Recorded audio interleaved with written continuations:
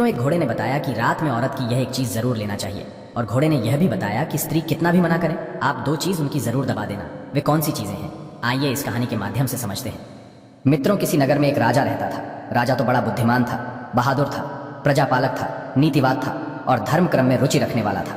राजा और रानी में बड़ा प्रेम था, सब कुछ तो था, पर कोई संतान नहीं थी।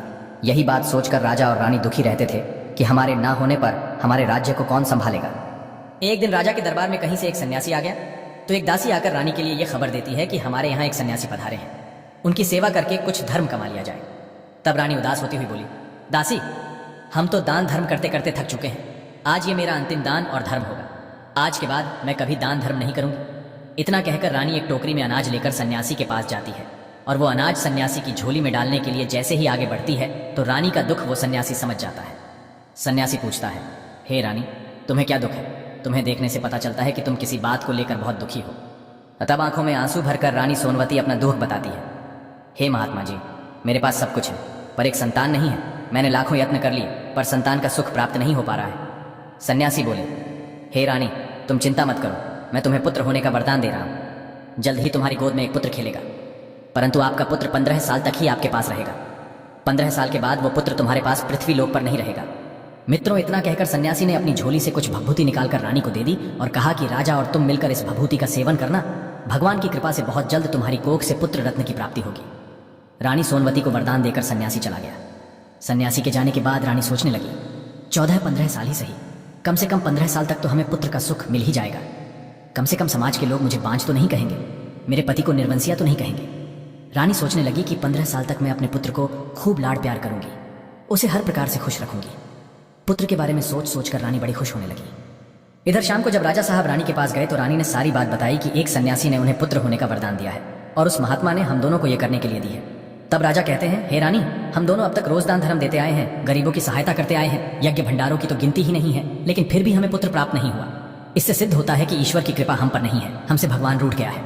यदि ईश्वर की कृपा होती तो हमें संतान प्राप्ति अब तक हो जाती है। अब तो हम बूढ़े हो चुके हैं, अब क्या आस की जाए। आखिर सन्यासी के द्वारा दी गई इस भभूति से हमें अब इतनी उम्र में भला क्या संतान प्राप्त होगी। रानी सोनवती कहने लगी, महाराज, हमने अपनी जिंदगी में हजारों उपाय करके देख लिए, दान धर्म यज्ञ तप सब कर लिया, फिर भी कुछ प्राप्त नहीं हुआ। अब ये आखिरी उपाय और करके देख लो ना, मालूम उस महात्मा ने किस भाव से हमें ये दिया है। मित्रों, राजा का हर व्यक्ति पर से विश्वास उठ चुका था, अब उसे किसी पर विश्वास नहीं रहा, लेकिन वो रानी के मन को इनकार करके दुखी नहीं करना चाहता था। यही सोचकर राजा भभूति का सेवन करने के लिए राजी हो गया। फिर दोनों ने भगवान का नाम लेकर उस भभूति को खा लिया। मित्रों, कुछ दिनों के बाद उस भभूति ने अपना प्रभाव दिखाया। रानी गर्भ धारण कर लेती है। यह खबर जब राजा ने सुनी तो राजा की भी खुशी का ठिकाना नहीं रहा। कुछ दिनों बाद रानी एक पुत्र को जन्म देती है। पुत्र की खुशी में राजा ने अपने महलों में उत्सव मनाया, पंडितों को बुलवाकर बालक का नामकरण करवाया। वो बालक कितना भाग्यशाली है ये जानने के लिए राजा ने अपने दरबार में बड़े बड़े विद्वान ज्योतिषियों को बुलाया। ज्योतिषियों ने जब बालक की कुंडली देखी तो बालक के भाग्य को देखकर वे सारे ज्योतिष चिंतित हो गए। राजा ने पूछा, हे ज्योतिषी ब्राह्मणों, आप लोग क्या सोचकर चिंतित हो? तब ज्योतिषियों ने बताया, महाराज, आपका पुत्र आपके पास सिर्फ 15 वर्ष तक ही रहेगा। यही बात उस महात्मा ने भी बताई थी। ज्योतिषियों ने उस बात पर मुहर लगा दी। अब तो राजा और रानी सुनकर बड़े उदास हुए। फिर भगवान की इच्छा समझकर उस बालक का पालन पोषण करने लगे। वे दोनों सोचते थे कि संतानहीन होने से तो अच्छा है कि 15 साल के लिए संतान का सुख मिल जाए। उन्होंने बालक को पालने पोसने में लाड़ प्यार देने में कोई कमी नहीं छोड़ी। राज परिवार में पलकर वो बालक बड़ा होने लगा। धीरे धीरे वो बालक 5 साल का हो जाता है। तब राजा साहब एक विद्वान आचार्य से उस बालक की शिक्षा कराते हैं, उसे वेद शास्त्रों का अध्ययन कराते हैं, अनेकों विद्याओं का उसे अभ्यास कराते हैं। धीरे धीरे राजकुमार शास्त्र में ध्यान में निपुण हो गया। धीरे धीरे करके राजकुमार 12 वर्ष की आयु में पहुंच जाता है। तब उसी समय पर महाराज एक अच्छी सी राजकन्या को तलाश करके अपने राजकुमार की बड़ी हंसी खुशी के साथ शादी कर देते हैं। इधर राजकुमार की अवस्था 14 साल की हो जाती है। तब एक दिन राजकुमार अपने पिता से बोला, पिताजी, मैं अपने पूरे राज्य में घूमकर देखना चाहता हूँ, अपने राज्य का भ्रमण करना चाहता हूँ। अब तक मैं अपने राजमहल से निकलकर कहीं बाहर नहीं गया हूँ। पुत्र की बात सुनकर राजा चिंतित हो जाता है, क्योंकि इधर राजकुमार का 14वां साल जो था वो शुरू हो चुका था। अब बड़ी अनहोनी होने का जो डर था वो नजदीक आ चुका था। राजा ने ये सब बातें अपने पुत्र के लिए नहीं बताई थी। तब राजा अपने चेहरे पर झूठ मूठ की खुशी लाकर अपने पुत्र से कहता है, हाँ बेटा, तुम जरूर जाओ, तुम्हें अपना राज्य घूम करके जरूर देखना चाहिए, अपने राज्य में भ्रमण करना चाहिए और अपने राज्य की प्रजा का दुख सुख देखना चाहिए। आखिर तुम्हारे राज्य में जनता खुश है या नहीं है, और तुम्हें देखना चाहिए आखिर तुम्हारे राज्य का हिस्सा कहां तक है, कहां पर कौन व्यक्ति निवास करता है। इन सब बातों की जानकारी एक राजा के लिए होनी चाहिए, क्योंकि बेटा, मेरे मरने के बाद में तुम्हें ही इस राज्य को संभालना है, तुम्हें ही इस राज्य का राजा बनना है। लेकिन बेटा, एक बात ध्यान रखना, तुम जहां जा रहे हो, जो देखोगे, जो करोगे, उसके बारे में अपनी पत्नी को मत बताना।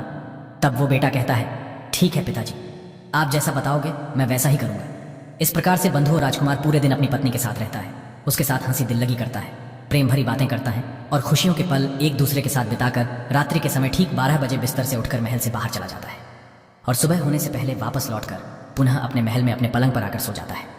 इसी प्रकार से बहुत दिनों तक चलता रहा। अब उस राजकुमार की 14वीं साल पूरे होने में कुछ ही दिन शेष बचे थे। एक रात उसकी पत्नी यानी कि छोटी रानी रात्रि में जब जागती है तो वो देखती है कि हमारे राजकुमार, हमारे पतिदेव आज पलंग पर नहीं है। पति को ना पाकर वो व्याकुल हो जाती है और पूरे महल में उन्हें ढूंढती है, लेकिन वो राजकुमार कहीं भी नजर नहीं आया। राजकुमारी बड़ी ही हताश और निराश हो जाती है। अब मैं क्या करूं? राजकुमारी मन में सोचती है, भला अब मैं क्या करूंगी? वो सोचती है कि मेरा पति मुझे बिना बताए कहां चला गया। उसने इस बात की चर्चा किसी से नहीं की। वो चुप रहती है, लेकिन सुबह होने पर वो देखती है कि उसका पति अपने बिस्तर पर सोया हुआ है।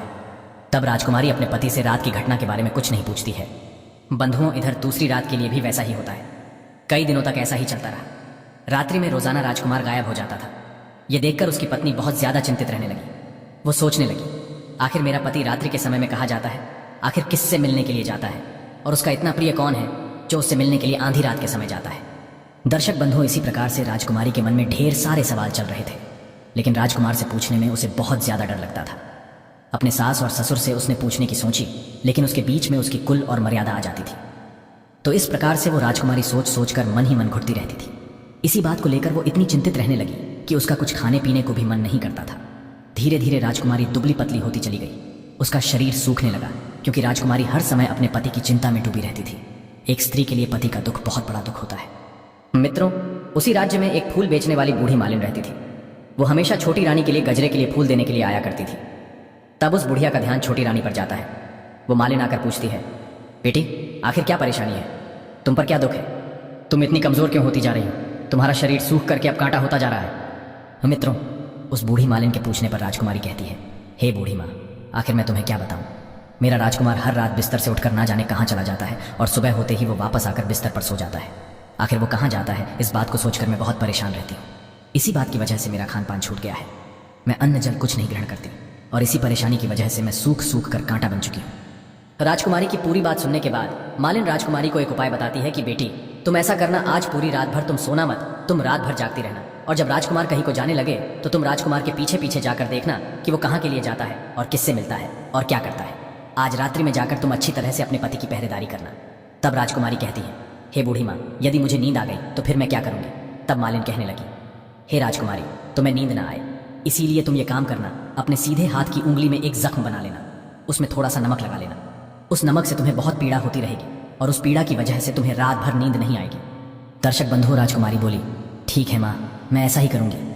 मित्रों, उस रात राजकुमारी अपनी उंगली में जख्म बना लेती हैं और उसमें नमक लगा लेती हैं। उसकी उंगली में भयंकर पीड़ा होती है। पीड़ा की वजह से उसे रात भर नींद नहीं आती, लेकिन सुबह के समय जब पीड़ा शांत हो जाती है तो राजकुमारी फिर सो जाती है। दूसरे दिन फिर वो मालिन फूल लेकर राजकुमारी के महल में पहुंचती है और जाकर के पूछती है, बेटी, क्या तुम अपने पति के लिए देख पाई? आखिर तुम्हारा पति कहाँ जाता है? तो राजकुमारी जवाब देती है, नहीं बूढ़ी माँ, मैं पीड़ा की वजह से आधी रात तक तो जागती रही, पीड़ा शांत होने पर मैं सो गई, मुझे नहीं पता कि मेरा पति कहाँ चला गया। तब बूढ़ी माँ कहती है, बेटी, कोई बात नहीं, आज तुम अपनी उंगली पर पहले से थोड़ा जख्म ज्यादा बना लेना और ज्यादा से ज्यादा नमक लगाना। दर्शक बंधु, दूसरे दिन उसी तरह से राजकुमारी रात में जागने का प्रयास करती है। दूसरी रात भी वो अपने पति को ठीक से नहीं देख पाई।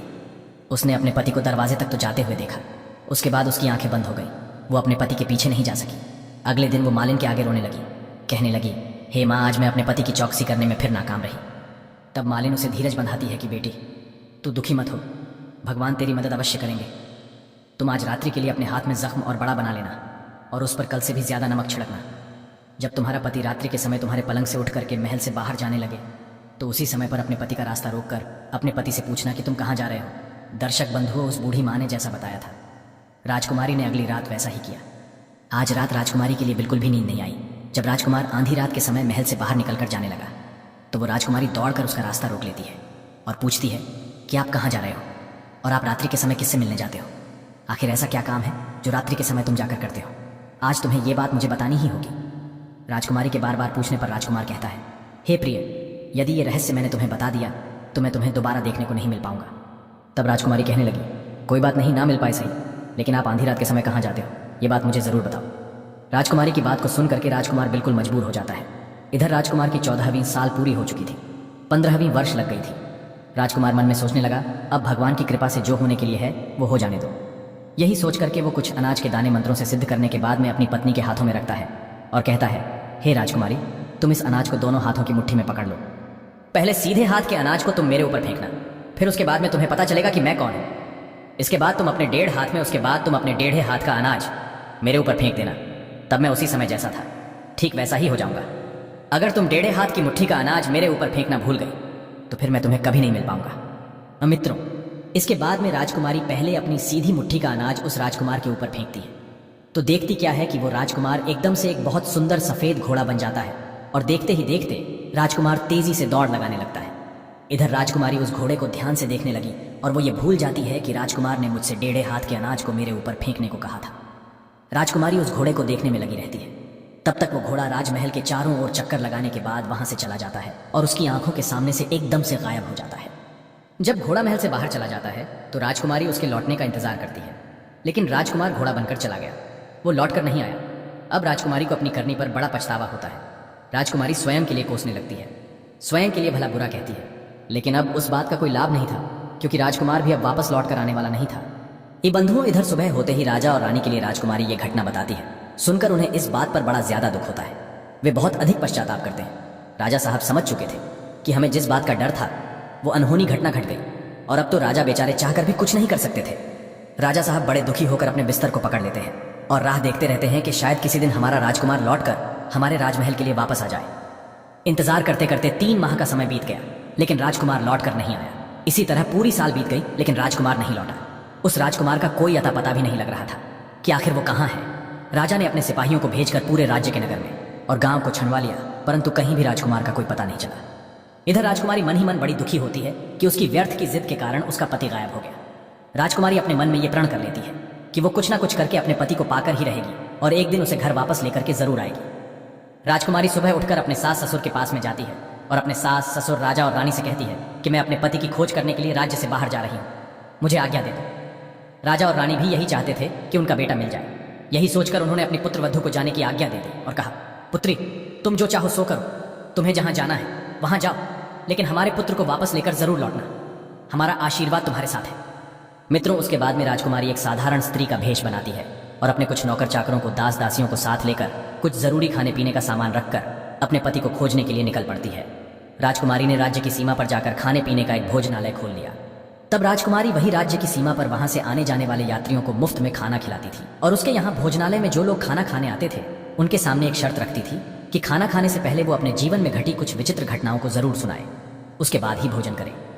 अब तो राजकुमारी के भोजनालय पर सैकड़ों यात्री भोजन करने आते हैं और अपने जीवन में घटी हुई विचित्र घटनाओं को सुनाते हैं और भोजन करते चले जाते हैं, परंतु राजकुमारी के लिए जिस बात की तलाश थी वो अब तक उसे सुनने को नहीं मिली थी। धीरे धीरे इस प्रकार कई दिन बीत गए। इसी दौरान एक घटना और घटती है। जो रानी के महल में बूढ़ी मालिन रहती थी, राजकुमारी के लिए फूल लाती थी। उस मालिन का एक बेटा और बहू थे, उनका एक छोटा सा बच्चा था। उन बूढ़ी माँ का बेटा और बहू सुबह काम के लिए कहीं चले जाते थे तो वे अपने बेटे को संभालने के लिए ये जिम्मेदारी अपनी माँ को सौंप जाते थे, क्योंकि वो बूढ़ी माँ घर पर अकेली रहती थी। उसके बहू बेटा तो काम पर चले जाते थे और रोजाना वो बूढ़ी माँ अपने पोते को खिलाया करती थी। मित्रों, वो बूढ़ी माँ पान खाया करती थी। एक दिन बूढ़ी माँ ने अपने थैले में हाथ डालकर देखा तो उसने देखा कि उसके थैले में पान नहीं है। बूढ़ी माँ को पान खाने की बहुत तलब लगने लगी। बूढ़ी माँ ने सोचा, अगर मैं पान नहीं खाऊंगी तो मेरा दिन कैसे कटेगा।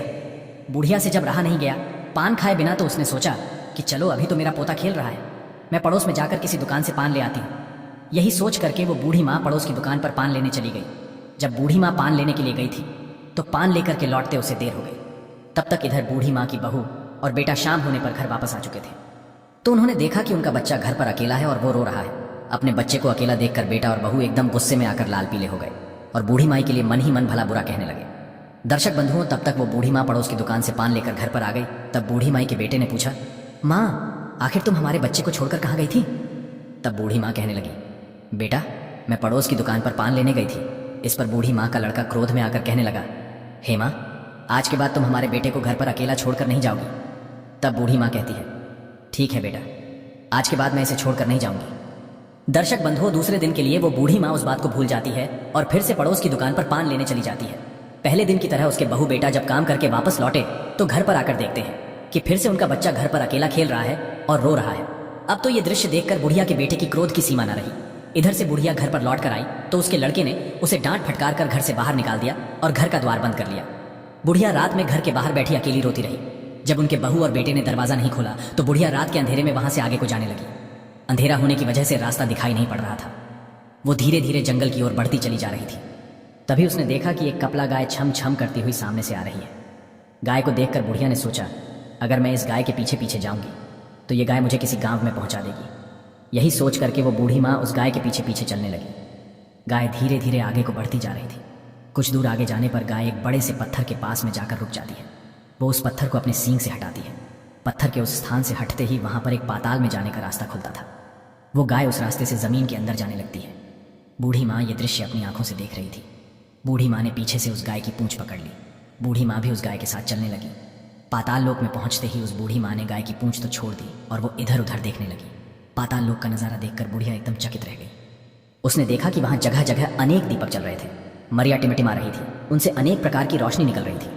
तभी थोड़ी सी रोशनी उस गाय पर पड़ती है। बुढ़िया देखती है कि वहां पर एक अद्भुत घटना घटती है। एक जंजीर आती है और गाय के गले में पड़ जाती है। उसी समय पर एक अदृश्य व्यक्ति आता है और वो उस गाय को दोहने लगता है। वो व्यक्ति गाय को तो दोह रहा था पर दिखाई नहीं दे रहा था। ये दृश्य देखकर बूढ़ी माँ घबरा जाती है। बूढ़ी माँ मन में सोचती है, आखिर मैं आज कहाँ फंस गई। बूढ़ी माँ वहां छुपने के लिए कोई स्थान ढूंढती है मगर उन्हें वहां कोई छुपने के लिए स्थान नहीं मिलता है। बूढ़िया सोचते सोचते यहाँ वहां ढूंढते ढूंढते एक कोने में जाकर छुप गई और वहां का नजारा देखने लगी। कुछ समय के बाद वहां पर एक सुंदर सा भूरा घोड़ा आता है और वहां पर 2 कुंड बने हुए थे। उनमें से एक कुंड में घोड़ा कूद पड़ता है। कुंड में कूदकर जब वो घोड़ा बाहर निकलता है तो वो बहुत सुंदर राजकुमार बन जाता है। राजकुमार बनने के बाद में उसने दूसरे कुंड में स्नान किया और वहां पर रखे हुए अपने नए वस्त्र पहने और थोड़ी दूर पर एक पलंग बना हुआ था। वो राजकुमार उसी पलंग पर जाकर बैठ जाता है। फिर उसके सामने अचानक से एक सुंदर भोजन की थाली आती है। वो राजकुमार उसके बाद में आकर के उसी पलंग पर बैठकर भोजन करता है। मित्रों, राजकुमार के कक्ष में एक तोता रहता था। वो तोता भी बड़ा सुंदर था। वो राजकुमार के सामने आकर बैठ जाता है। तब वो राजकुमार उस तोते से पूछता है, हे तोता, तुम मुझे ये बताओ कि मेरे माता पिता पृथ्वी पर क्या कर रहे हैं। तब वो तोता राजकुमार को बताता है कि हे राजकुमार, पृथ्वी लोक पर आपके माता पिता इस समय बहुत दुखी है। वे अपने बेटे को लेकर बड़े चिंतित रहते हैं। तब राजकुमार पूछता है, हे तोता, इस समय हमारे राज्य की देखभाल कौन कर रहा है और हमारी पत्नी क्या करती है। तब तोता राजकुमारी के बारे में बताता है कि आपकी पत्नी राजकुमारी ने राज्य की सीमा पर एक भोजनालय खोल लिया है और आपके पिताजी बूढ़े हो गए हैं, इसलिए आपके राज्य की देखभाल आपका प्रधानमंत्री करता है। और वहां आपकी पत्नी भोजनालय खोलकर वहां आने जाने वाले यात्रियों से, जो भोजन करने आते हैं, उनसे नई नई खबर पूछती रहती है और उन्हें भोजन कराती है। ये मित्रों, इतना पूछने के बाद में वो राजकुमार अपनी सैया पर सो जाता है। इधर वो बूढ़ी मालिन कोने में खड़ी खड़ी ये दृश्य देख रही थी। बूढ़ी माँ ने ऐसी घटना जिंदगी में कभी नहीं देखी थी। वो अपनी भूख प्यास सब भूल चुकी थी। उसे समझ नहीं आ रहा था कि मैं क्या करूं। इस प्रकार से पूरी रात निकल जाती है। सुबह होने पर वो राजकुमार फिर से घोड़ा बनकर चला जाता है। और वो घोड़ा कहाँ गया, उस बूढ़ी माँ के लिए इस बात का पता नहीं था।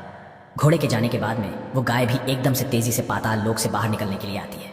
तब बूढ़ी माँ ने सोचा, इस गाय के साथ मैं पाताल लोक में आ गई हूं तो गाय के साथ ही मुझे बाहर जाना चाहिए, नहीं तो पता नहीं कौन सी अनहोनी मेरे साथ घट जाए। ये गाय को दौड़ते हुए देख बुढ़िया माई ने भी गाय के पीछे पीछे सीध लगा ली और झपट कर उसकी पूंछ पकड़ ली। गाय के साथ बूढ़ी माँ पृथ्वी पर आ जाती है और वो सुरंग का रास्ता फिर से उसी पत्थर से बंद हो जाता है। गाय तो जंगल की ओर चली जाती है और इधर बूढ़ी माँ उस दृश्य को देखकर एकदम बावली सी हो गई थी। उसने पाताल लोक में जो कुछ देखा था वो सब कुछ बूढ़ी माँ किसी को बताने के लिए उतावली हो रही थी। तब उसी समय पर बूढ़ी माई के लिए एकदम से याद आया कि हमारे राज्य की सीमा पर कोई राजकुमारी भोजनालय चलाती है और नई नई बात बताने वाले व्यक्ति के लिए राजकुमारी अच्छा अच्छा भोजन करवाती है। वो बूढ़ी माँ सोचने लगी, किसी और को बताने से तो अच्छा है क्यों ना मैं ये बात जाकर के उस राजकुमारी को बताऊं। मेरी बात उस राजकुमारी के लिए पसंद आ गई, उसके समझ में आ गई तो मुझे आज के बाद खाने पीने की कोई चिंता नहीं रहेगी। यही सोचकर बूढ़ी माँ उस राजकुमारी के भोजनालय पर पहुंच जाती है। भोजनालय के द्वार पर एक ढोल रखा हुआ था। बूढ़ी माँ ने तुरंत जाकर उस ढोल को बजा दिया। ढोल की आवाज सुनकर राजकुमारी ने सोचा कि आज कोई मुझे बहुत बड़ी बात बताने आया है। राजकुमारी ने तुरंत अपने सिपाहियों को आदेश दिया कि जाइए, आज भोजनालय पर कोई अतिथि आया है, उसकी जाकर खातिर खुशामद कीजिए। मित्रों, इधर राजकुमारी का आदेश पाते ही सिपाही दौड़कर उसी जगह पर पहुंच जाते हैं जहां बूढ़ी माँ खड़ी थी। उन्होंने देखा कि एक बूढ़ी माँ ढोल बजा रही है। सिपाहियों ने पूछा, हे माँ, ये ढोल क्यों बजा रही हो। तब बूढ़ी माँ कहती है, बेटा, हमने सुना है कि यहाँ भोजनालय पर मुफ्त भोजन मिलता है, इसीलिए आपके भोजनालय पर आई हूँ। तब सिपाहियों ने जवाब दिया, हे बूढ़ी माँ, तुम्हें भोजन तो मिल जाएगा, लेकिन उसके लिए तुम्हें कोई नई बात बतानी होगी। तब बूढ़ी माँ कहती है, हाँ बेटा, मैं एक बहुत ही नई बात जानती हूँ जिसे तुम सुनोगे तो दंग रह जाओगे। बुढ़िया की बात सुनकर सिपाहियों ने यह बात राजकुमारी को बताई कि बूढ़ी माँ द्वार पर खड़ी है और वो कोई नई बात बताना चाहती है। राजकुमारी ने सिपाहियों को आदेश दिया कि जो बुढ़िया यहाँ पर आई है उसके साथ अच्छा व्यवहार करना, उसका खूब आदर सत्कार करना। मित्रों, राजकुमारी का आदेश पाते ही सिपाही लोग उस बूढ़ी माँ की सेवा में जुट जाते हैं। सुंदर सुंदर पकवानों से भरी हुई थाली उसके आगे रख देते हैं। बूढ़ी माँ कई दिनों से भूखी थी। आज उसने स्वादिष्ट भोजन देखा तो वो खाने लगी और खूब पेट भर के भोजन किया। भोजन करने के बाद सिपाही उस बूढ़ी माँ को राजकुमारी के पास ले जाते हैं। राजकुमारी ने उसे बूढ़ी माँ को देखते ही पहचान लिया। राजकुमारी को देखकर बूढ़ी माँ को भी आश्चर्य हुआ कि पुत्री, तुम यहाँ कैसे? उसके बाद राजकुमारी पूछता है कि है माँ, तुम मुझे कौन सी नई बात बताना चाहती थी? मुझे बताओ। मित्रों, पहले तो बूढ़ी माँ राजकुमारी को वो बात बताना चाहती थी, लेकिन राजकुमारी ने बार बार आग्रह किया कि हे माँ, यदि तुमने ऐसी बात देखी है तो मुझे जरूर बताओ। मैं तुम्हारी जीवन भर सेवा करूंगी। तुम्हें अपने राजमहल में ले जाकर के रानी माता की तरह रखूंगी। मित्रों, राजकुमारी के मुख से यह बात सुनकर बूढ़ी माँ बहुत प्रसन्न होती है और उन्होंने पाताल लोक में जो कुछ भी देखा था वो सब राजकुमारी को बता दिया। बूढ़ी माँ की बात सुनकर राजकुमारी को विश्वास हो गया कि बूढ़ी माँ ने जो कुछ भी देखा है वही मेरा पति है। तब राजकुमारी बूढ़ी माँ से कहती है कि हे माँ, आपने जो कुछ जहां देखा है कृपया मुझे भी वहीं ले चलिए। तब बूढ़ी माँ समझाने लगी, बेटी, मैंने जो घटना देखी है वो पाताल लोक की घटना है। मैं तो वहां से जैसे तैसे करके निकल आई। अगर तुम वहां जाओगी तो तुम्हारी जान खतरे में पड़ जाएगी। राजकुमारी ने बूढ़ी माँ की एक भी बात नहीं सुनी। वो बार बार वहां जाने का हठ करने लगी। आखिर में राजकुमारी का कहना बूढ़ी माँ मान लेती है और कहने लगी, ठीक है बेटा, तुम नहीं मानती हो तो आज मैं तुम्हें वहां लेकर के चलती हूँ। पर बेटी, आज नहीं, कल मैं तुम्हें वहां लेकर के जरूर चलूंगी। मैं बहुत थक चुकी हूँ। मित्रों, अगला दिन होता है और शाम होती है। तो अगले दिन राजकुमारी उस बूढ़ी माँ के साथ में उसी जगह पर पहुंची जहां एक पत्थर रखा हुआ था। थोड़ी देर में वो गाय आती है और गाय अपने सिंह से उसे पत्थर को हटाती है। मित्रों, पत्थर हटते ही पाताल लोक का रास्ता खुल गया। गाय उस रास्ते से पाताल के अंदर जाने लगी। बूढ़ी माँ के कहने पर राजकुमारी ने उस गाय की पूंछ पकड़ ली और गाय की पूंछ पकड़कर वो पाताल में चली गई। बूढ़ी माँ पिछली बार की तरह एक कोने में छुपकर खड़ी हो जाती है और दोनों उसी कोने से पाताल का नजारा देखने लगती है। और पाताल लोक में सब कुछ पहले की तरह घटित हो रहा था। थोड़ी देर में एक सफेद घोड़ा आता है और वो उस कुंड में छलांग लगाता है। घोड़े से वो राजकुमार बन जाता है। फिर दूसरे कुंड में स्नान करके सुंदर वस्त्र पहनता है और अपनी सैया पर जाकर बैठ जाता है। राजकुमार सोने से पहले सूर्य देवता का आवाहन करता था। आज भी उसने सूर्य देवता का आवाहन किया। उसके बाद राजकुमार उस तोते से बात करने लगता है। तोते से पूछता है, हे तोता, पृथ्वी पर मेरे माता पिता क्या कर रहे हैं? आज तो वो तोता राजकुमार को कोई बात नहीं बताता है। जैसे जैसे राजकुमार तोता से पूछता है, तोता अपना सिर झुका लेता है। जब तोता कुछ नहीं बताता है तो राजकुमार को संदेह होने लगता है कि जरूर वहां कुछ ठीक नहीं हो रहा है। मित्रों, उसी समय पर राजकुमार के लिए संदेह होने लगा। राजकुमार ने तोते से बात करना बंद कर दिया और अपने बिस्तर पर सो गया। इधर बूढ़ी माँ और राजकुमारी ये दृश्य देख रही थी। राजकुमारी का संयम छूटता जा रहा था। वो एकदम से भागकर अपने पति के पास पहुंची, जो कि राजकुमार के रूप में उस पलंग पर लेटा हुआ था। राजकुमारी अपने पति के पैर पकड़ने के लिए आगे बढ़ती है तो राजकुमार अपनी पत्नी को देखकर पहचान लेता है। वो एकदम से पीछे हट गया और चिल्लाने लगा, नहीं राजकुमारी, तुम मुझे मत छूना वरना सर्वनाश हो जाएगा। तभी उसी समय पर राजकुमारी अपने दोनों हाथों को जोड़ करके राजकुमार से अपनी भूल पर अपनी करनी पर पश्चाताप करती है, क्षमा मांगती है। राजकुमारी कहने लगी, हे स्वामी, मुझसे बड़ी भूल हो गई थी। मुझे उस समय आपसे वो बात नहीं पूछनी चाहिए थी कि आप रात में कहाँ जाते हैं। इसलिए हे प्यारे, आज मैं अपनी गलती पर पछता रही हूँ और अपनी भूल स्वीकार करती हूँ। राजकुमार, मुझे मेरी भूल की सजा मिल चुकी है। अब कृपया करके आप मेरे साथ घर चलिए। आपकी चिंता करते करते आपके माता पिता ने अन्न जल भी ग्रहण करना छोड़ दिया है। उनका शरीर सूख कर कांटा हो चुका है। आपके बिना आपकी प्रजा भी बहुत दुखी रहती है। तुम्हारे बिना राजकुमार, सारे नगर के लोग बड़े परेशान रहते हैं। आपके बिना आपकी प्रजा खुशहाल नहीं है, वो बहुत अधिक दुख भोग रही है। तब राजकुमार कहने लगा, तुम बहुत बड़ी गलती कर बैठी हो। अब दोबारा गलती मत करना, नहीं तो जो कि मैं तुम्हें दिखाई दे रहा हूं फिर मैं कभी तुम्हें दिखाई भी नहीं दूंगा। राजकुमार की बात सुनकर राजकुमारी जोर जोर से रोने लगती है। थोड़ी देर बाद राजकुमार के मन में कुछ दया आती है। राजकुमार कहता है, हे प्रिय, यदि तुम मुझे वापस पाना चाहती हो तो तुम्हें एक काम करना होगा और यह काम बड़ा कठिन है। इस काम को तुम्हें अकेले ही करना पड़ेगा। रानी ने जवाब दिया, कहिए स्वामी, चाहे तुम्हारे लिए कितना भी कठिन काम हो, मैं वो काम अवश्य करूंगा। मित्रों, इसके बाद में राजकुमार ने उसे बताया कि हे राजकुमारी, इस पाताल से ऊपर जाते ही तुम्हें एक बहुत बड़ा घना जंगल नजर आएगा और ऐसे 6 जंगल पार करके 7वां जंगल जब मिलेगा, उस जंगल में वो जंगल सबसे ज्यादा घना होगा। उस जंगल के बीचों बीच में एक पीपल का वृक्ष है। उसके आसपास की जगह के तुम पत्ते झाड़ियों को तुम काट कर फेंक देना और उस जगह को साफ सुथरा कर देना। उस वृक्ष के पास में अनेकों प्रकार के प्राणियों की सभा लगती है। शेर, चीता, भालू, बंदर, अनेकों पशु पक्षी वहां पर रहते हैं। उन समस्त जानवरों को वहां से भगाकर तुम उस जगह को साफ कर देना, उसको गोबर से लीप पोत देना और गंगा जल से पवित्र कर देना। फिर तुम वहां पर बहुत सुंदर रंगोली बनाना फिर उस जगह पर बैठकर पूजा पाठ करना, फिर उसके बाद में उस वृक्ष की भी पूजा करना। ये काम तुम्हें दोपहर से पहले करना है। दोपहर से पहले ही तुम्हें उस जगह पर बैठकर सूर्य नारायण का आवाहन करना है, उनका जप करना है। दोपहर से पहले उस स्थान पर सूर्य देवता उतरेंगे, तब भगवान सूर्य देव उस जगह को देखकर प्रसन्न हो जाएंगे और कहेंगे कि जिस किसी ने भी ये सब किया है उस व्यक्ति को मैं मनचाहा वरदान दूंगा, तो तुम सूर्य देवता से उनके रथ का दाहिना घोड़ा मांग लेना, और सूर्य देव जब हाँ कह दे उसके बाद मैं तुम्हें मिल जाऊंगा। दर्शक बंधु, इतनी बात कहने के बाद राजकुमार अपने ही पलंग पर सो गया और इधर रानी भोर होने की राह देखने लगी। भोर होते ही वो बुढ़िया के साथ में गाय की पूंछ पकड़कर पाताल लोक से बाहर आ गई। ऊपर आने के बाद में राजकुमारी बूढ़ी माई से कहने लगी, अम्मा, अब मैं यहां से अकेले ही आगे के लिए जाऊंगी। अब तुम ऐसा करो, जहां पर मेरा भोजनालय है तुम वहां चली जाओ। मित्रों, इधर राजकुमारी आगे के लिए चल देती है और कई जंगलों को पार करती हुई वो 7वें जंगल में पहुंच जाती है जो राजकुमार ने बताया था। और किसी तरह से राजकुमारी वहां पर रहने वाले शेर, चीता, भालू, बंदरों को वहां से भगाकर उस जगह की लिपाई पुताई करती है, उसे साफ सुथरा बनाती है और जगह को साफ सुथरा करने के बाद राजकुमारी चली आती है। दूसरे दिन वो दोपहर होने से पहले फिर उस जगह पर पहुंच जाती है और वहां पर जाकर उसने गंगा जल को छिड़क कर उस जगह के लिए पवित्र किया। उसके बाद में राजकुमारी सूर्य देव का ध्यान करने के लिए बैठ जाती है। मित्रों, जैसा कि राजकुमारी के लिए पाताल लोक में राजकुमार ने बताया था, ठीक वैसा ही राजकुमारी करने लगी। अब हुआ क्या, ठीक 12 बजे सूर्य भगवान का रथ उसी वृक्ष के समीप आकर रुकता है। जब सूर्य भगवान ने रथ से नीचे के लिए देखा तो वहां का पवित्र वातावरण देखकर सूर्य देव बड़े प्रसन्न हुए। सूर्य देव कहने लगे, जिस किसी ने यह काम किया है वो व्यक्ति मेरे पास आकर मुझसे मनचाहा वरदान मांग ले, बिना कुछ सोचे समझे आज मैं उसे मुंह मांगा वरदान दूंगा। जैसे ही राजकुमारी ने सूर्य देव के ये वचन सुने तो राजकुमारी ने बिना समय गवाए सूर्य देवता के समक्ष पहुंच गए और उन्हें प्रणाम करके खड़ी हो गई। हे भगवान, इस जगह की साफ सफाई करने वाली, इस जगह को पवित्र बनाने वाली मैं हूं। सूर्य देव ने कहा, अच्छा देवी, यदि तुमने इस जगह को पवित्र किया है तो आज मैं तुम्हें वरदान देता हूं, तुम्हारे मन में जो हो वो मुझसे मांग लो।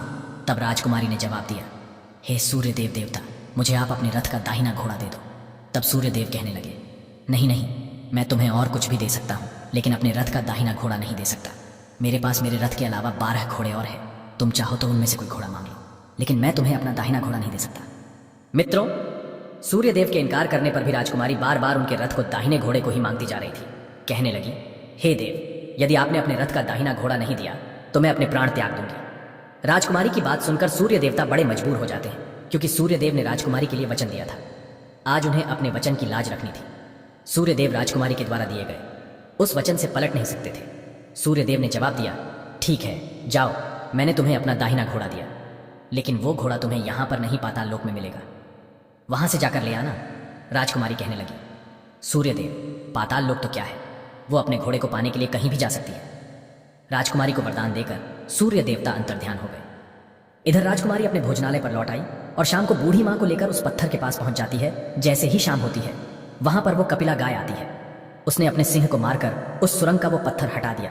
जैसे ही गाय उसके अंदर जाने को हुई तो राजकुमारी ने उस गाय की पूंछ पकड़ ली। राजकुमार और वो बूढ़ी मां पाताल लोक में पहुंच गए। फिर से उनके सामने उसी तरह की घटना होती है। घोड़ा आया और कुंड में स्नान करने के बाद वो राजकुमार बन जाता है और अपने पलंग पर जाकर बैठ जाता है। उसके खाने के लिए भोजन का थाल आता है। भोजन करने के बाद राजकुमार ने फिर से उस तोते से सवाल किया कि धरती पर उसके माता पिता कैसे हैं। तो तोते ने बताया, राजकुमार, आपके माता पिता आपकी चिंता में बिल्कुल मरने की स्थिति में हैं। राजकुमार की आंखों में ये सुनकर आंसू आ जाते हैं। उसके बाद उसने पूछा कि हे तोता, मेरे राज्य को कौन चला रहा है। तोते ने बताया कि आपके राज्य को आपका प्रधानमंत्री चला रहा है और धीरे धीरे वो तुम्हारे राज्य का माल खजाना सब हड़प कर चुका है। वो प्रजा पर बड़ा जुल्म ढाता है, बहुत अत्याचार करता है।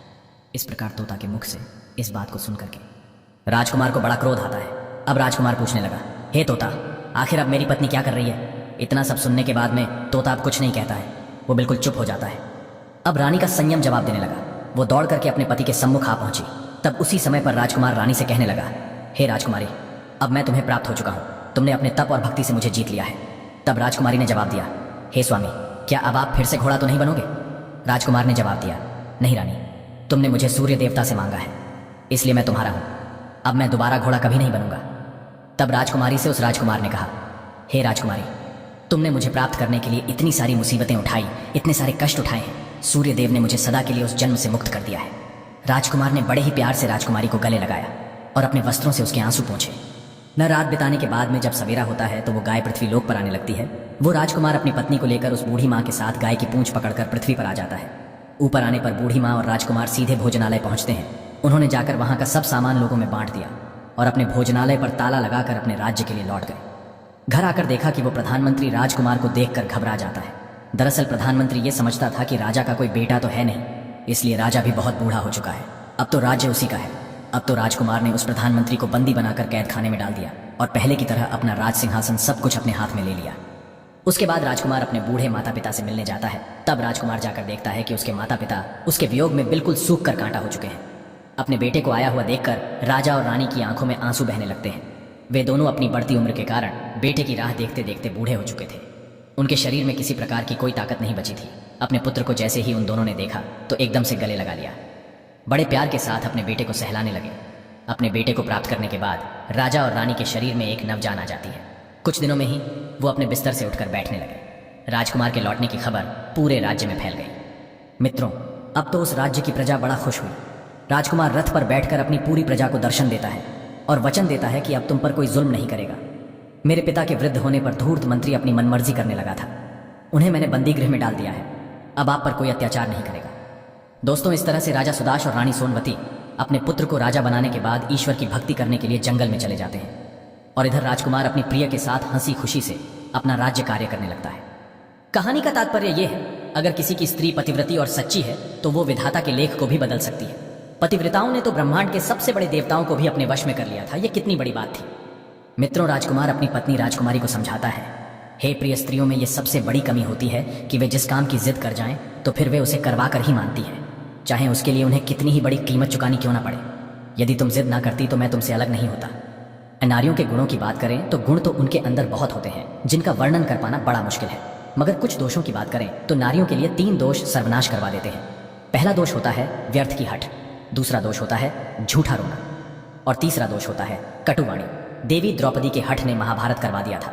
सुप्नखा के झूठे रोने ने रावण का वंश मिटवा दिया और स्त्रियों की कर्कश वाणी ने न जाने कितने घरों को उजड़वा दिया। नारी की वाणी में अमृत भी होता है और विष भी होता है। यह उसके ऊपर है कि वो किसे अमृत पिलाती है और किसे विष। लेकिन नारी के त्याग, प्रेम और तपस्या की बात करें तो उसकी कोई सीमा नहीं है। पति के प्राण बचाने के लिए यमलोक तक भी नारी पहुंच जाती है। और दोषों की बात करें तो अपने पति की मृत्यु का कारण भी स्वयं बन जाती है। मित्रों, ये कहानी कैसी लगी अपने कमेंट सेक्शन में अपनी राय जरूर देना। मिलते हैं आपसे अगली वीडियो में एक और चर्चा के साथ।